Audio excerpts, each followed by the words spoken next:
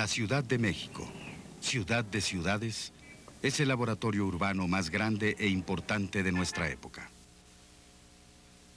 Bienvenidos a México, ciudad de ciudades.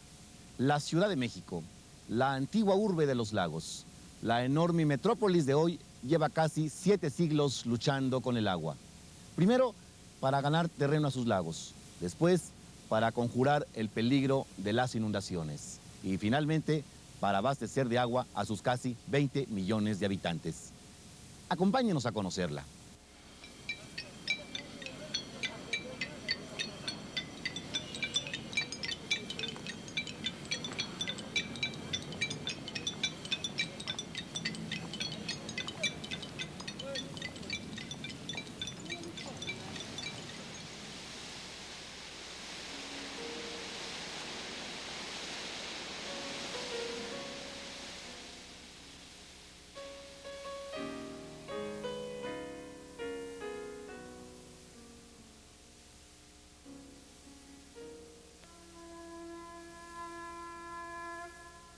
Posiblemente, ninguna gran ciudad del mundo contemporáneo ha cambiado tanto y en un tiempo relativamente tan corto como México.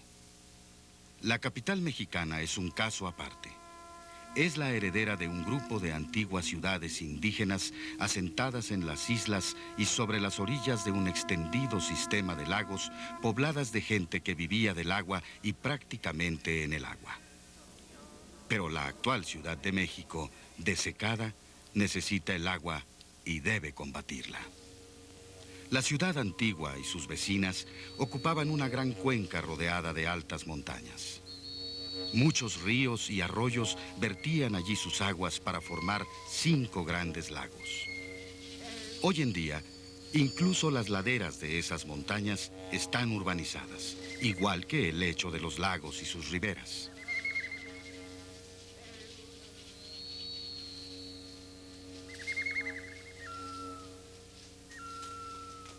Los colores de la naturaleza han cedido el lugar a la piedra labrada, las cúpulas de azulejo, las fachadas de cantera y tesontle, y también al concreto y el vidrio de los edificios actuales de nuestra ciudad, esas construcciones antiguas y modernas que hacen la fisonomía de la capital mexicana. Hoy en día, muchos visitantes no adivinarían nunca que la actual Ciudad de México fue, hace casi 500 años, un ecosistema de lagos y un puñado de urbes lacustres presididas por la opulenta Tenochtitlan, un mundo acuático.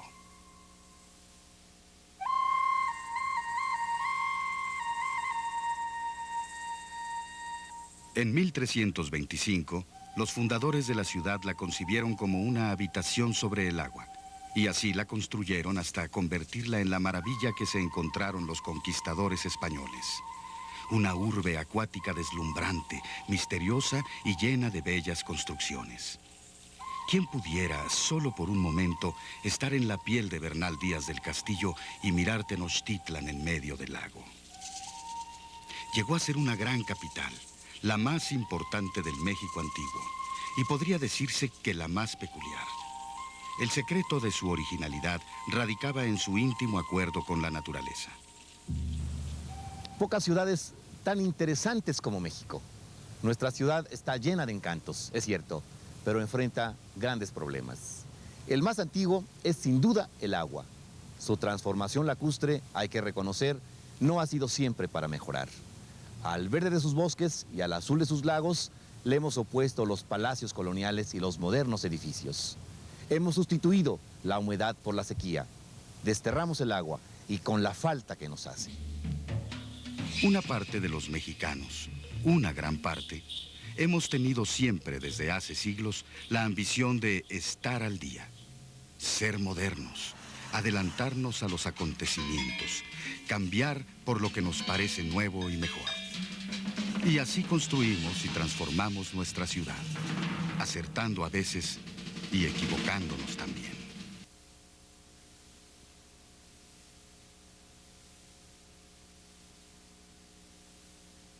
Hoy en día, la capital se ha extendido sobre alrededor de 1.400 kilómetros cuadrados. No es la más extensa del mundo, En eso nos ganan Los Ángeles, Nueva York, Chicago, Tokio y Sao Paulo. Pero sí es la más poblada, y también una de las más seductoras, y al mismo tiempo difíciles.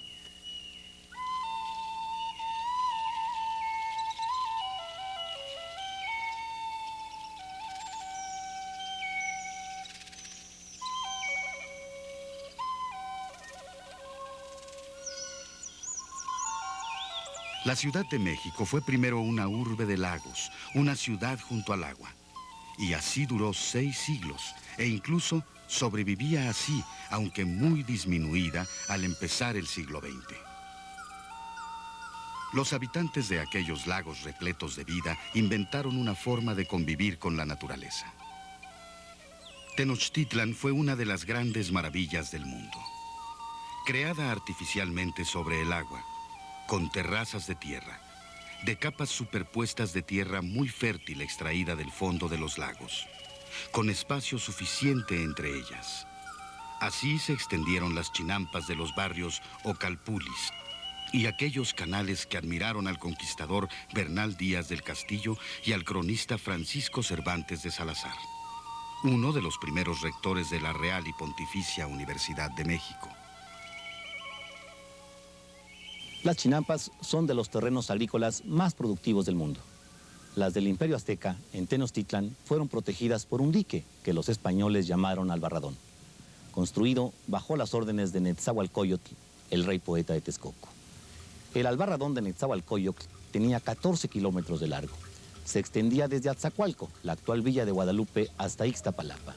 Su propósito era separar el agua salada del lago de Texcoco del agua dulce proveniente de los lagos de Chalco y Xochimilco.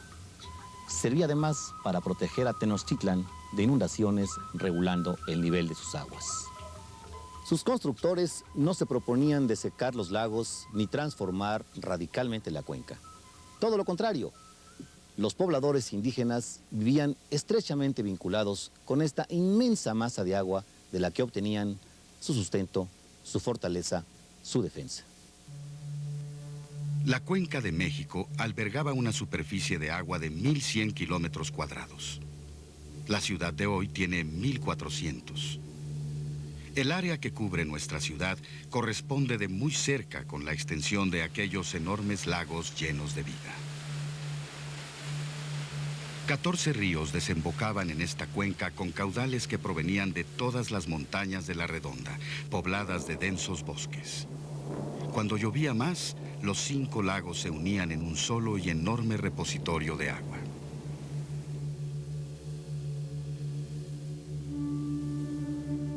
Fueron 10 los grandes puertos que florecieron en esta cuenca: Chalco, Xochimilco, Iztapalapa, Chimalhuacán, Azcapotzalco, Texcoco, Zumpango, Cuautitlán, Tacuba y Coyoacán, además de las islas de Tenochtitlan, Tlatelolco, Nonoalco, Tultenco, Mixuca y Tláhuac.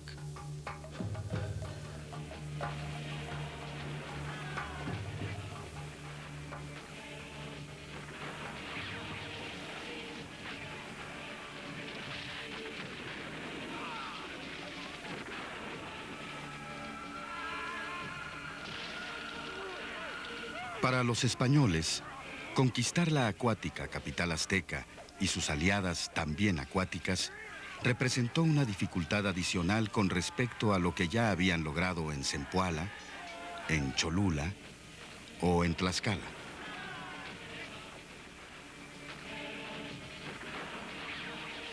Los mexicas, al principio, contaban a su favor con un elemento de superioridad militar, precisamente el agua. Las 200,000 canoas que los mexicas y sus aliados podían desplazar con gran rapidez prevalecían frente a los pesados armamentos de los españoles, sus caballos, cañones, armaduras. No obstante, la ayuda que les prestaban tlaxcaltecas, texcocanos y zempoaltecas. No era lo mismo combatir en tierra firme que en esta especie de Venecia pobladísima y al parecer inexpugnable. Imagínense ustedes aquella enorme multitud de canoas con gente armada y decidida a defender su ciudad, su vida y sus familias, atacando por todos los flancos a los españoles y a los indígenas que les ayudaban. Debe de haber sido una batalla espectacular ver la rapidez como se movían las canoas por el agua. Esto explica que un ejército más poderoso, basado en la pólvora y la estrategia europea, en las formaciones y movimientos de defensa y ataque heredados de los romanos y de la reconquista española contra los árabes, y con numerosísimos aliados indígenas, tardara 2 largos años en conquistar solo la ciudad de Tenochtitlan. Para ello, tuvo que librar una verdadera batalla acuática.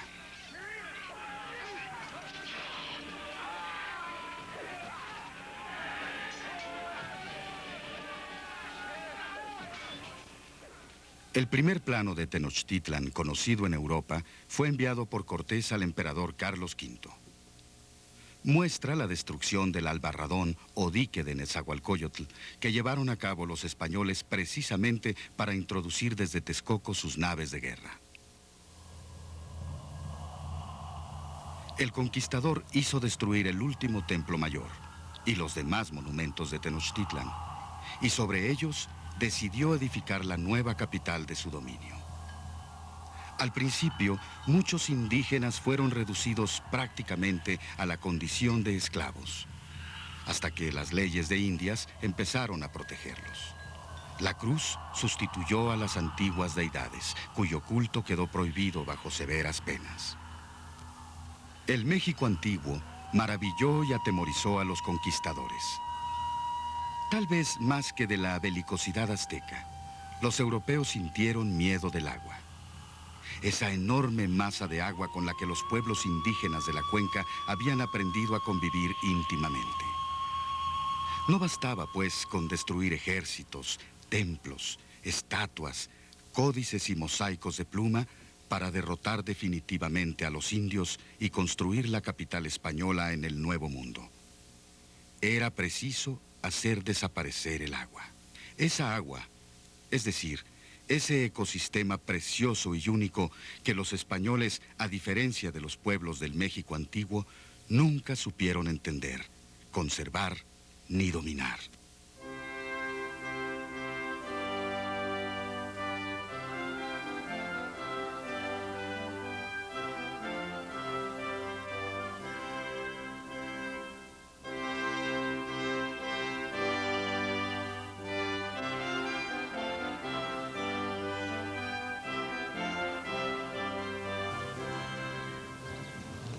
Con la nueva traza de la ciudad española del siglo XVI, la del alarife o maestro de obras Alfonso García Bravo, los canales de Tenochtitlan se fueron convirtiendo en veredas lodosas.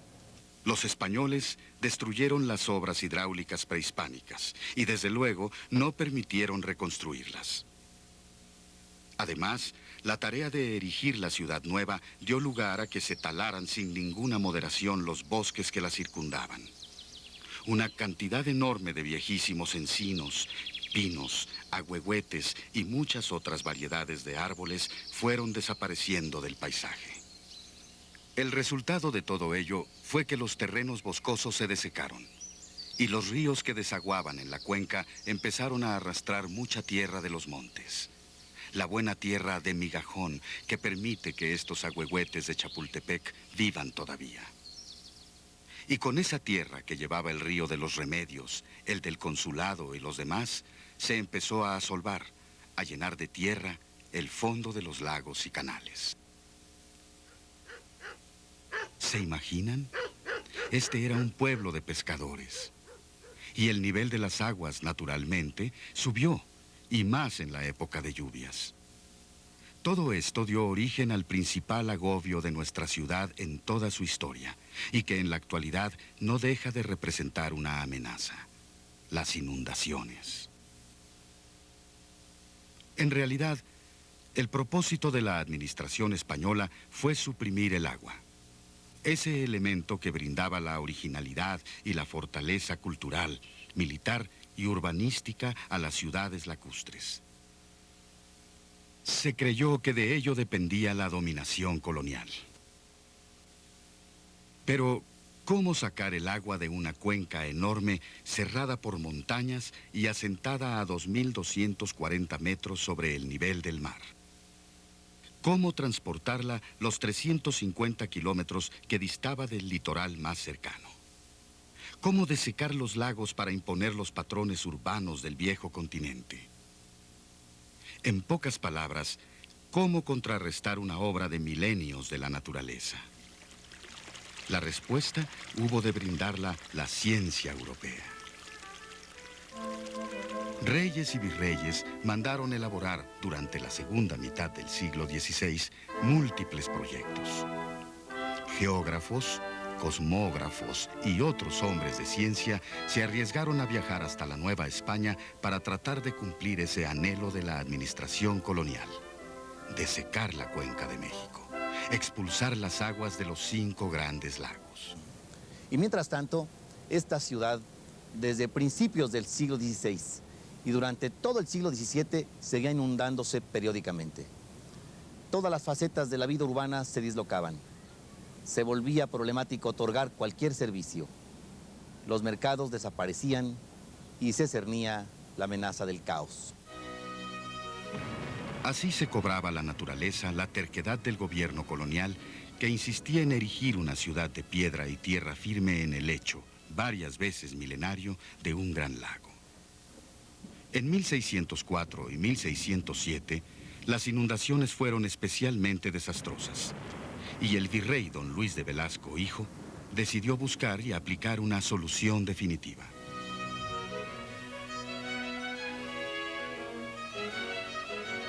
En 1589, había llegado a la Nueva España un ingeniero e impresor alemán de nombre Heinrich Martin.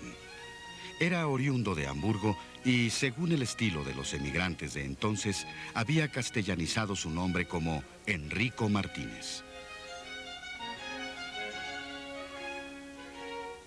Desde el principio desempeñó cargos importantes. Fue cosmógrafo real e intérprete de la Inquisición, tal vez para traducir libros alemanes. 7 años después de establecerse en México, dio a las prensas un libro notable sobre la historia y la ciencia en aquella colonia que estaba por cumplir 100 años de conquistada. Y lo que nadie había logrado en tanto tiempo, Enrico Martínez y el virrey Velasco lo consiguieron en solo 11 meses.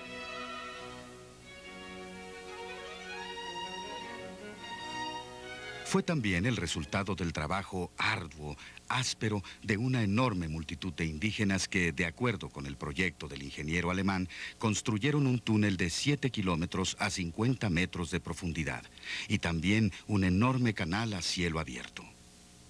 Así surgieron el túnel de Huehuetoca y el Tajo de Nochistongo. Y por ellos se desviaron las aguas del río Cuautitlán y las del lago de Zumpango, que se empezaron a verter en el río Tula para desembocar en el Golfo de México. La milenaria cuenca se había empezado a convertir en el Valle de México. Aún existen vestigios de esa obra inmensa, la más considerable y de mayor aliento de la América colonial, incluidas, además de las españolas, las colonias portuguesas, inglesas, francesas y holandesas. Nochistongo y Huehuetoca siguen existiendo y siguen funcionando, aunque haya sido necesario complementar esta gran obra con los desagües que se abrieron en el siglo XIX y XX.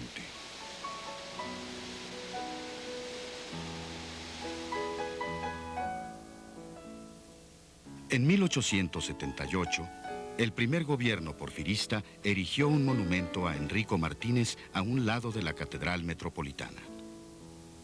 En la época de la ciencia positiva, el trabajo de aquel científico alemán inspiraba y sigue inspirando hoy en día una gran admiración. Posteriormente, el túnel de Huehuetoca fue abierto para convertirlo en un canal y aumentar así su capacidad de desalojo. Hoy en día es posible distinguir los restos del antiguo túnel de 3 por 4 metros y sus primeras lumbreras, orificios por donde los peones indígenas extrajeron una enorme cantidad de tierra. En este lugar se trabajó con una intensidad difícil de imaginar.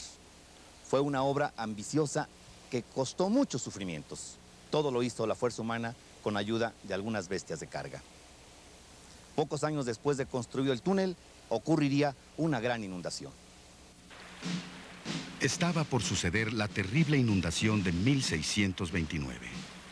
Sin embargo, ya con un poco menos de agua, gracias a las obras todavía no terminadas de Nochistongo y Huehuetoca, la capital cambió. La ciudad renacentista que mandó trazar el primer virrey, don Antonio de Mendoza, se aprecia en el famoso grabado de Juan Gómez de Trasmonte, realizado en 1628. Para entonces, pocos canales sobreviven ya, aunque las periferias eran todavía lacustres. En primer plano, el acueducto mexica que, una vez reconstruido, abasteció la ciudad con agua proveniente de los manantiales de Chapultepec y Santa Fe.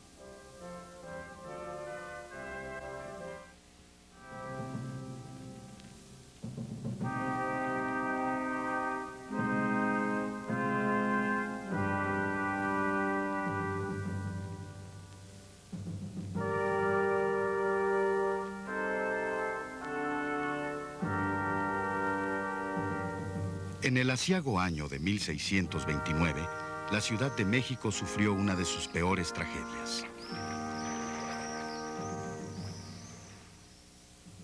Ya Enrico Martínez había llamado la atención sobre el peligro.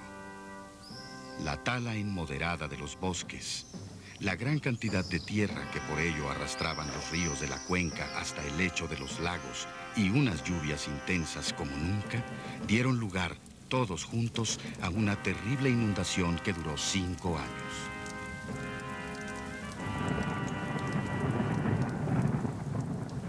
Era el 21 de septiembre de 1629, el día de San Mateo Evangelista. Se cumplían 78 años de la fundación de la Real y Pontificia Universidad de México y 66 de la fundación de la Villa de la Victoria de Durango. Septiembre siempre ha sido un mes lluvioso en la Ciudad de México. Ese día de 1629 llovió como nunca. Nunca antes y nunca después. La tormenta inicial no amainó en 2 días, y en los que siguieron llovió intensamente también. Y siguió lloviendo intensamente por muchos días. Toda la ciudad que el colonizador español impuso sobre el lecho de los lagos milenarios se empapó, se colmó de agua. Así debía y podía llover en un paraje tan acuático como era todavía la Cuenca de México. Los antiguos canales cegados con tierra se convirtieron en caudalosos arroyos o en lodazales.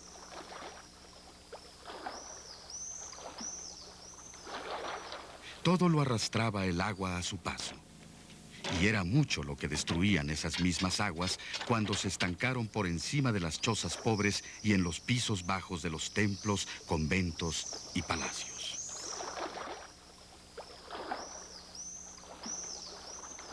Al principio, en 1607, las obras del desagüe se acometieron con gran entusiasmo e intensidad. Pero 22 años después todavía no estaban terminadas. Se apreciaba ya la falta de interés por parte de las autoridades, a pesar de las constantes llamadas de atención de don Enrico Martínez. El meollo del asunto estaba en los considerables recursos pecuniarios que debían destinarse a la terminación de la empresa. El cabildo de la ciudad siempre tenía o creía tener otras urgencias. Y los barrios de indios, lo mismo que las poblaciones indígenas aledañas, se resistían a sacrificar el trabajo agrícola de sus integrantes a cambio de colaborar en las arduas y ásperas tareas del desagüe. Las torrenciales lluvias de 1629 demostraron el grave error que se estaba cometiendo. El 22 de septiembre de 1629, la ciudad amaneció bajo 2 varas de agua. Fue la inundación más grave de nuestra historia y una de las peores desgracias que ha padecido la muy noble y muy leal, insigne e imperial Ciudad de México, como había sido titulada pomposamente por la administración española. Fue también lo peor que le pasó en su vida al virrey Marqués de Cerralbo, una dura prueba a su capacidad de organización y de gobierno.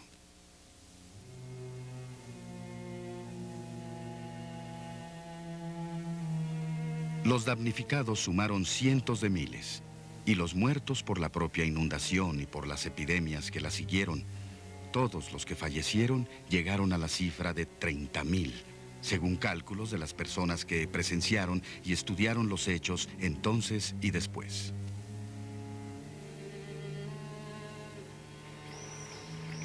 La ciudad se quedó sin agua potable, aunque estuviera repleta de aguas lodosas imposibles de aprovechar. Y durante angustiosas semanas y meses se volvió muy difícil conseguir alimentos y hierbas medicinales, hacer fogatas u hornear la comida. Además de los que murieron ahogados, la inundación abrió las puertas a multitud de enfermedades infecciosas. Prácticamente todo el ganado mayor y menor de la comarca sucumbió también, lo mismo que los animales y aves de corral.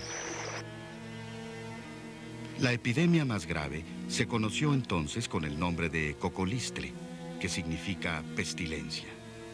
Era una rara enfermedad, tal vez una forma de difteria que desembocaba muy frecuentemente en la muerte y empezaba a manifestarse con accesos de lo que también entonces se conoció como tos chichimeca. Por 3 veces se manifestó este mal en la ciudad durante los años que duró el desastre. Sus víctimas fueron casi siempre los indígenas pobres a los que la inundación dejó sin casa, ni agua potable, ni alimentos.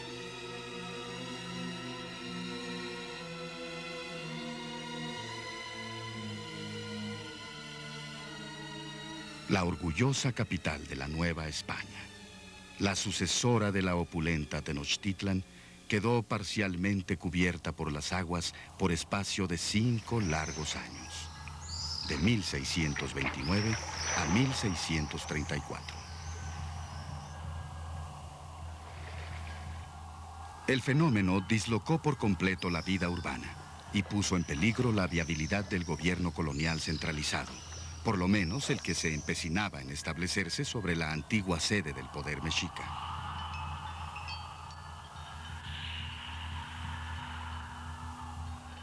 En su desesperación, sin agua potable ni vituallas, ni multitud de artículos necesarios, los habitantes de la ciudad llevaron en procesión la imagen de la Virgen de Guadalupe desde los pies del Tepeyac hasta la catedral.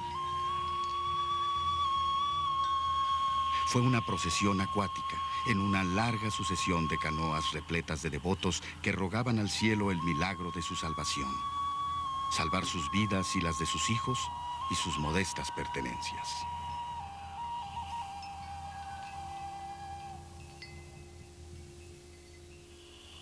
Ríos como estos arrasaron la ciudad.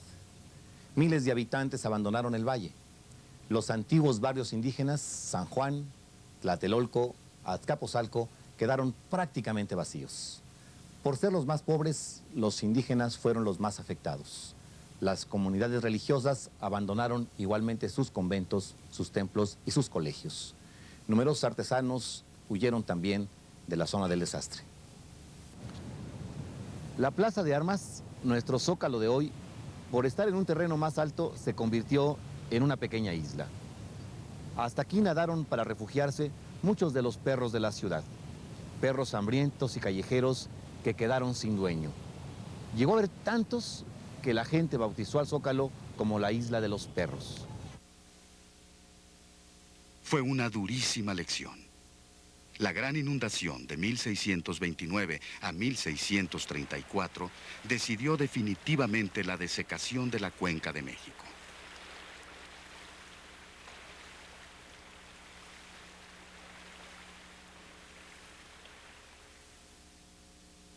Y aunque la ciudad volvió a inundarse muchas veces, no ocurrió otra vez una tragedia comparable.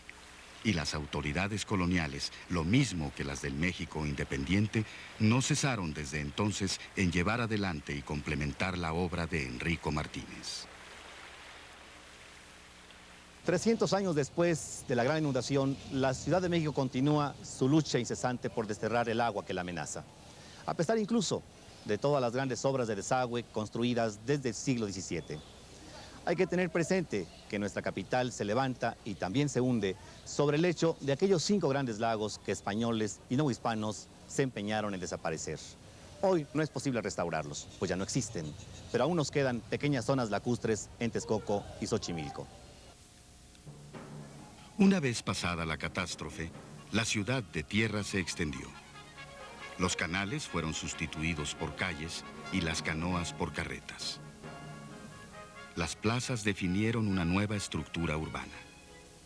Cambió la cultura, cambió la ciudad.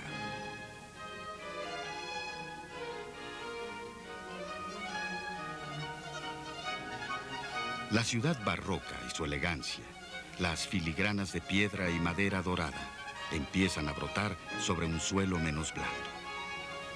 Grandes residencias y cientos de iglesias se levantan para asombro de miles de viajeros. El poder hispánico y la prosperidad del reino, el Reino de México, se retratan en esos soberbios edificios. La Ciudad de México se convierte en una de las gemas más preciadas de la corona española.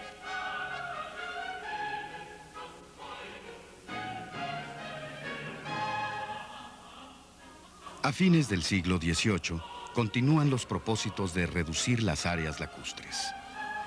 La amenaza de las inundaciones sigue allí y se materializa periódicamente.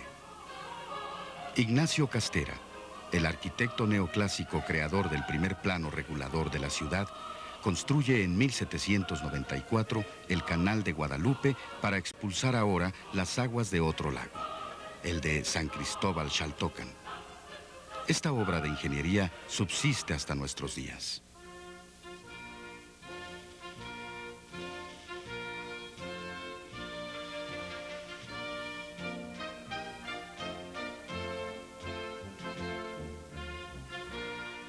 La ciudad permanece casi inalterable durante la primera mitad del siglo XIX.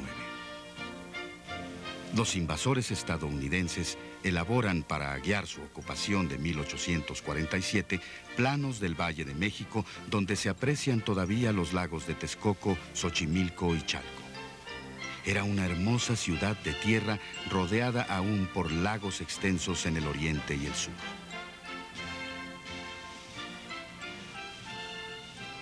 La Ciudad de México queda grabada así, casi como una fotografía, por Casimiro Castro en 1856. Es la primera vista aérea tomada desde un moderno globo. Al fondo, el todavía extendido lago de Texcoco. Los primeros tranvías de mulitas están ya destinados a desplazar las carretas. Con ellos, la ciudad de tierra continuará suprimiendo áreas lacustres.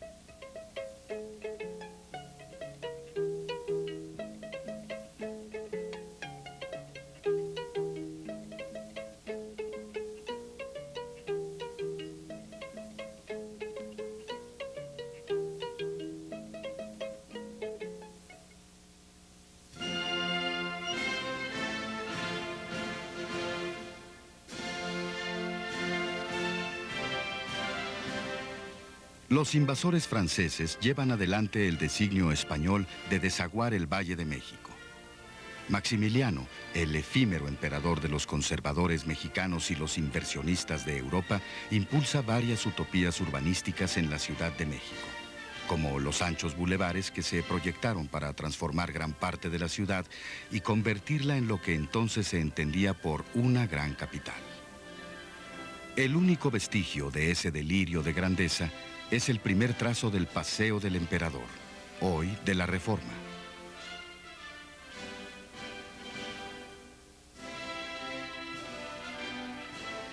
Pero Maximiliano autoriza también, en 1867, un proyecto para desaguar los lagos. La ambiciosa obra se basaba en la idea original del siglo XVII de construir un canal abierto de 43 kilómetros desde San Lázaro hasta Zumpango. El resultado fue un nuevo canal que siguió de allí al pie de las montañas y dio lugar a que se perforara por segunda vez la cuenca con un túnel de 11 kilómetros de largo y 4 metros de diámetro.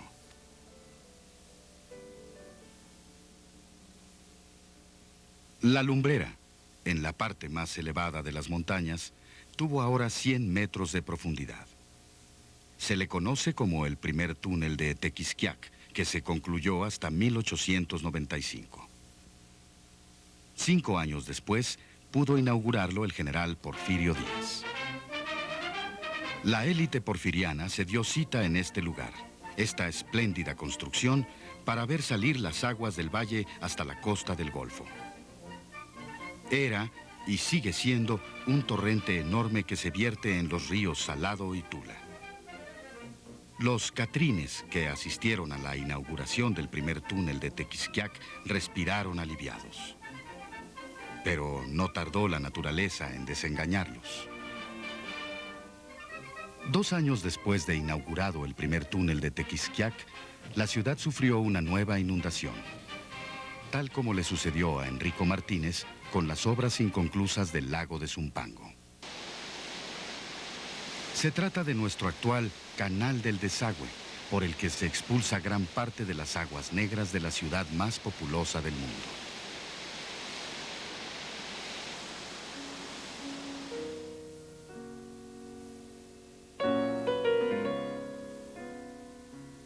Los planos del Distrito Federal de fines del siglo XIX y principios del XX muestran aún una gran masa de agua destinada a desaparecer una vez construidas las grandes obras del desagüe.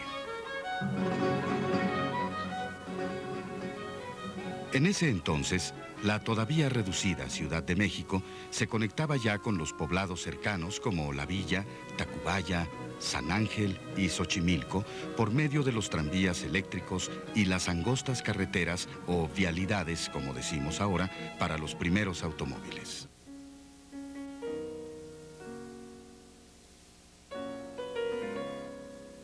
Estos últimos artefactos se encargarían de extender a partir de entonces la ciudad de tierra para suprimir todo vestigio lacustre del pasado, como el antiguo Canal de la Viga, fotografiado todavía en 1911 a la altura de Jamaica.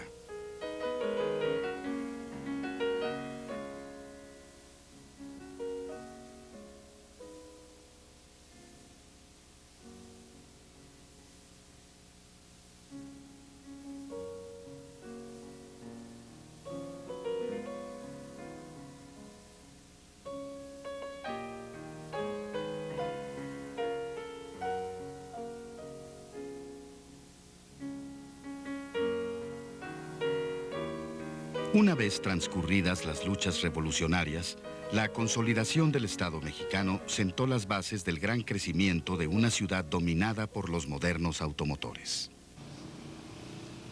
Así, decenas de kilómetros cuadrados de áreas verdes quedan cubiertos por el asfalto. Kilómetros de ríos son entubados para convertirlos en modernos viaductos y circuitos viales.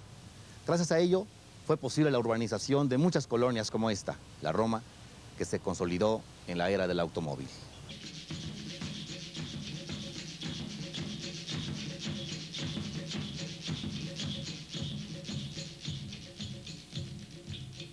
La ciudad creció desmesuradamente durante la primera mitad del siglo XX. En 1920 solo contábamos con 46 kilómetros cuadrados y una población de 950,000 habitantes. Para 1953 pasamos a 240 kilómetros cuadrados y 3,500,000 habitantes.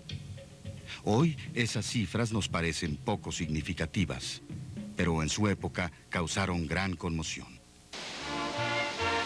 Como era de esperarse, el vertiginoso crecimiento saturó los desagües de la ciudad y obligó a perforar por tercera vez la cuenca.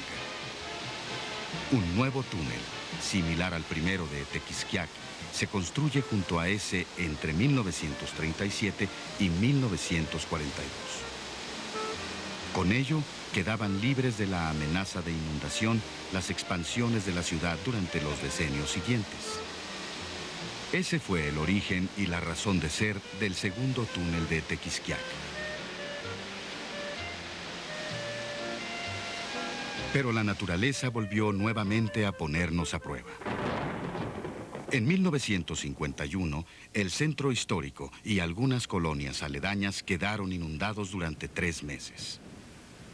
El nivel del agua alcanzó 2 metros y convirtió nuevamente una parte considerable de la ciudad en un lago.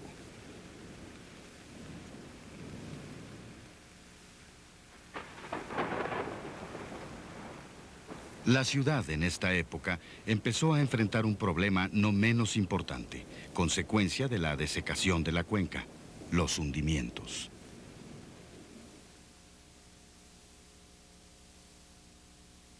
La causa de los hundimientos estaba, y sigue estando, en la extracción del agua del subsuelo con la que, desde entonces, se abastece de agua potable a la numerosísima población.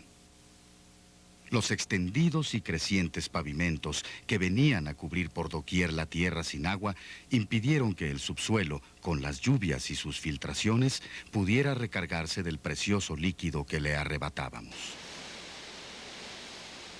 Esa agua potable que, después de ser utilizada, va a dar al Gran Canal y ya no se aprovecha. Los hundimientos y la saturación de los dos túneles de Tequisquiac, encargados de desalojar las aguas residuales, obligaron entonces a construir el cuarto desagüe, el gigantesco drenaje profundo. La obra está considerada la más ambiciosa de su género en toda la América Latina. 135 kilómetros de túneles subterráneos de 5 metros de diámetro atraviesan el subsuelo de la ciudad y conducen una enorme cantidad de agua al emisor central. Un túnel de 6,5 metros de diámetro construido a 240 metros de profundidad. En realidad, el drenaje profundo hereda los propósitos de expulsar el agua y evitar las inundaciones, de secar la cuenca de México mediante grandes obras de ingeniería.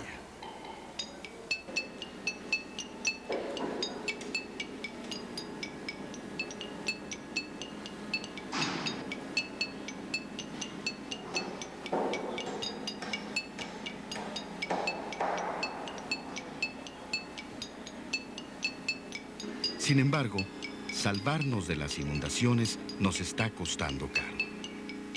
Todavía tenemos por resolver el arduo problema de estas aguas, porque el 80% del caudal que expulsa el drenaje profundo son aguas de lluvia, aguas blancas que nos convendría mucho aprovechar.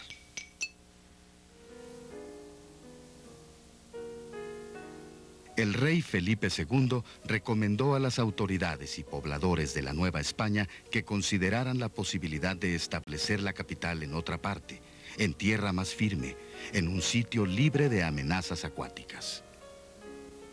Pero los dirigentes, los grandes propietarios y comerciantes, los hacendados y mineros novohispanos consideraron que ya era tarde para eso. La ciudad era muy grande ya y tenía importantes edificios que nadie se resignaba a abandonar. Además, les parecía, y lo era, una ciudad bellísima. Esta herencia histórica ha obligado a construir uno de los drenajes más grandes del mundo. Cada segundo se expulsan por él 210,000 litros de agua. Cada segundo, de los cuales solo el 20% son aguas negras. Se trata de un volumen enorme de aguas blancas y negras, pero principalmente blancas, el que desaloja el drenaje profundo. Y la mayor parte de esas aguas proviene de la lluvia y son, por lo mismo, útiles y necesarias. Por el momento, no hemos aprendido a utilizarlas, pero debemos esperar lograrlo algún día, y mejor que no sea muy lejano. Nuestros antepasados del siglo XVI se empecinaron en construir una ciudad inmensa y repleta sobre aguas y lodos, y desalojar para ello el caudal abundante de un ecosistema antiquísimo y originalmente único en el mundo. Nosotros debemos ahora hacer frente a esa decisión y corregirla lo mejor que podamos. Y la verdad, podemos mucho. Ya encontraremos soluciones mejores para los problemas que nos depare el futuro. Y nuestra capital, aunque difícil y problemática, sigue siendo muy atractiva y amena. Y afortunadamente, estamos logrando rescatar una pequeña parte, pero saludable y prometedora, de los antiguos lagos. Así está sucediendo en Xochimilco y Texcoco. a donde incluso están regresando diversas especies de aves migratorias que habían dejado de visitar el Valle de México desde hacía muchos, muchos decenios.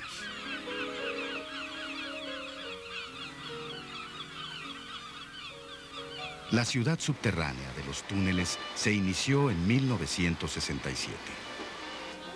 La tecnología para perforar suelos lacustres, como es el caso de nuestra ciudad, representa una aportación mexicana a la ingeniería y el urbanismo. Más de 100 lumbreras se han construido para introducir las máquinas denominadas escudo, las cuales perforan el subsuelo de la ciudad a una profundidad que varía entre los 25 y 35 metros. El material que desaloja la perforación es triturado y extraído por succión a la superficie. Al mismo tiempo, estos escudos recubren el túnel con refuerzos o dovelas, que son secciones de concreto unidas herméticamente a las paredes del túnel. Posteriormente, se coloca un segundo revestimiento de concreto impermeabilizado para evitar que el caudal que se desagua llegue a filtrarse hacia el subsuelo. Para fin del siglo, estarán funcionando 150 kilómetros de túneles construidos a un ritmo de 25 metros cada mes. Nuestra enorme ciudad, que no deja de crecer, aunque el ritmo con que lo hace parece estar disminuyendo, nos obliga a diversificar las soluciones del problema del agua. Por eso, el drenaje profundo se está complementando con las llamadas lagunas de regulación.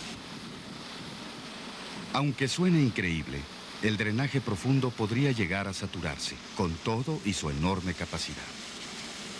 Una forma de reducir la saturación en época de lluvias consiste precisamente en detener en algunos lugares de la ciudad el agua destinada al drenaje y depositarla transitoriamente en las lagunas de regulación. Actualmente se cuenta con alrededor de 10 de esas lagunas, gracias a las cuales se puede dosificar el volumen expulsado y evitar nuevas inundaciones.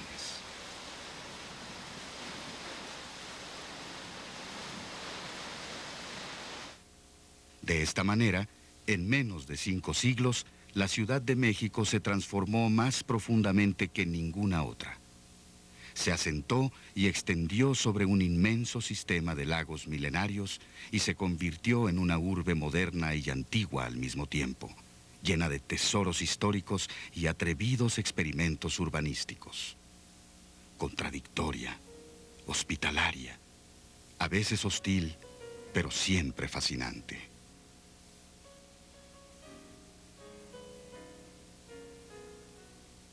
Tenemos que recuperar la convivencia con el agua. Ahí está la solución a nuestros viejos problemas y rezagos. Los que habitamos esta gran ciudad la hemos construido con enormes esfuerzos, con pasión, con esperanzas, pero aún nos falta mucho por hacer. En la lucha contra el agua y por el agua hemos participado generaciones enteras. Se han ganado batallas, pero aún no son definitivas. La ciudad se transforma, transformémonos con ella. Además, están renaciendo las culturas lacustres del sur. Xochimilco, San Gregorio Atlapulco, San Luis Tlaxaltemanco, Tláhuac y Mixquic. Allí donde la herencia del México antiguo está viva, nos habla en náhuatl y nos pone delante un bello espejo con el que podemos identificarnos también. 25 kilómetros cuadrados de chinampas y 140 kilómetros de canales antiquísimos conviven gracias a la cultura tradicional de sus habitantes con la modernidad urbana del fin del milenio. Aquí, el agua y los hombres siguen hermanados en una fecunda unión. Aquí, el agua es otra vez la sustancia de la vida. Ha concluido México, ciudades, ciudades.